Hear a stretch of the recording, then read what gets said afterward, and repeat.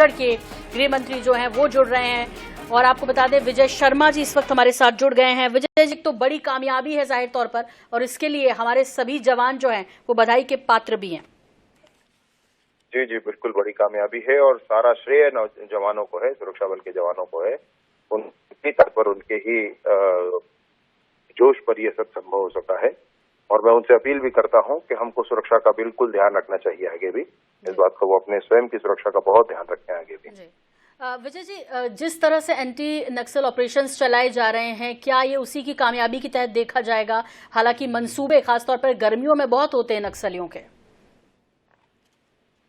देखिए, सीजन क्या है ये मामला अलग है।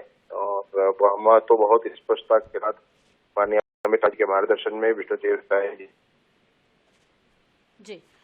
विजय जी, चूंकि अभी 2 दिन के बाद छत्तीसगढ़ में बस्तर में लोकसभा सीट पर चुनाव भी होना है, और यदि हम 2019 के इलेक्शंस की बात करते हैं तब भी इस तरह की एक धमक दी थी नक्सलियों ने, और भीमा मंडावी जी हमारे बीच नहीं रहे थे उस दौरान। कितना असर ये डाल पाएंगे नक्सली इस तरह की जो कोशिश करते हैं? हालांकि इसमें बड़ा नुकसान नक्सलियों का ही हुआ है, 25 नक्सली ढेर हुए हैं। मैं कह रहा हूँ कि पहले जो आपने पहला प्रश्न किया ना, उसका उत्तर पूरा होने दीजिए, फिर दूसरा करिए। जी बोलिए, प्लीज कंटिन्यू सर। जी, मेरा आपसे कहना इसमें यह था कि अमित शाह जी के मार्गदर्शन में, माननीय विष्णुदेव साय जी के मार्गदर्शन में जो कुछ भी ऑपरेशंस पूरे छत्तीसगढ़ में हो रहे हैं, जिसमें आज तक के नक्सलियों के विरुद्ध ऑपरेशन में सबसे बड़ी सफलता आज हुई है। ये कांकेर के दक्षिण में और नारायणपुर के उत्तर में माड़ का थोड़ा एरिया है जहां पर ये ऑपरेशन हुए हैं। जवान सर्वाधिक इस बात के हकदार हैं कि पूरा श्रेय उनको दिया जाए। साथ ही साथ पुलिस के अधिकारी भी इस पर बहुत मेहनत करके काम कर रहे हैं। सीआरपीएफ है, डीआरजी है, सीएफ है, बीएसएफ है, ये सारे जवान मिलकर के, बस्तर फाइटर्स हैं, इन सब ने मिलकर के विभिन्न ऑपरेशन किए हैं और उसमें सफलता मिली। आज के ऑपरेशन में एसएलआर, इंसास, AK-47 इससे बहुत सारे आयुध भी मिले हैं, जो कि ये बताता है कि मंसूबे उनके खतरनाक थे। जी, आप दूसरा कुछ कह रहे थे। जी, मैं ये भी कह रही थी कि अभी चूंकि 2 दिन के बाद पहला चरण होना है, 19 अप्रैल को पहला चरण है। ऐसे में नक्सली लगातार ये कोशिश करते रहते हैं कि ग्रामीणों को बरगला सकें, और चुनाव बहिष्कार की बात तो वो कर ही रहे हैं। विजय जी, ऐसे में क्या प्रभाव डालेगा ये पूरी जो घटनाक्रम है? ये परिपाटी रही थी कि चुनाव से पहले नक्सली कुछ वारदात करके लोगों को भयभीत करना चाहते थे, सुरक्षा बलों को भयभीत करना चाहते थे, आम नागरिकों को और मतदान दलों को भयभीत करना चाहते थे। परंतु इस बार सब कुछ उल्टा है।